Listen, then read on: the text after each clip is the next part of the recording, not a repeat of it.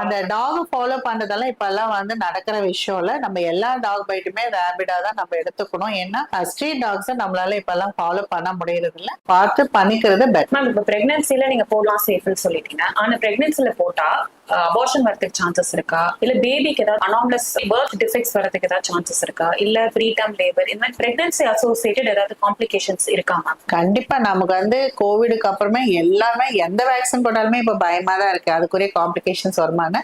ஆனா இதுல வந்து நம்ம ரேபிட் பைட் அந்த டாக் பைட்னால வர ஃபேட்டாலிட்டிஸை விட நம்ம இந்த வேக்சினால ப்ராப்ளம் இல்லை ஒண்ணு. ரெண்டாவது வந்துட்டு வேக்சின் போடுறதுனால எல்லா ஸ்டடீஸும் பாத்தீங்கன்னா there is no difference. Miscarriage ரேட்டோ இல்லை இது பேபிக்கு ஏதாவது ப்ராப்ளம் வருமோ நான் எந்த ரிப்போர்ட்டும் இல்லை. ஏன்னா ஸ்டடீஸே இன் பிரெக்னன்சில வந்து ரொம்ப கம்மியா இருக்கிறதுனால நம்ம அதையும் கார்டடா எடுத்துக்கணும்.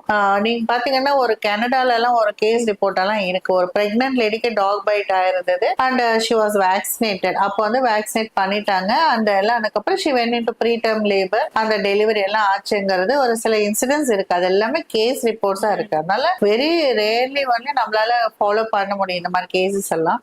ப்ரீடம் ரிஸ்கோ மிஸ்கேரேஜ் ரேட்டோ அனாமலிஸ் அப்படிங்கிற குறைபாடோட வர குழந்தை இந்த மாதிரி எல்லாம் வந்து ஹையர் இன்சிடென்ஸா இருக்க மாதிரி எந்த ஸ்டடியும் இல்லாததுனால we can surely say it is safe in pregnancy. அதுதான் இப்போதைக்கு நம்மளால சொல்ல முடியும்.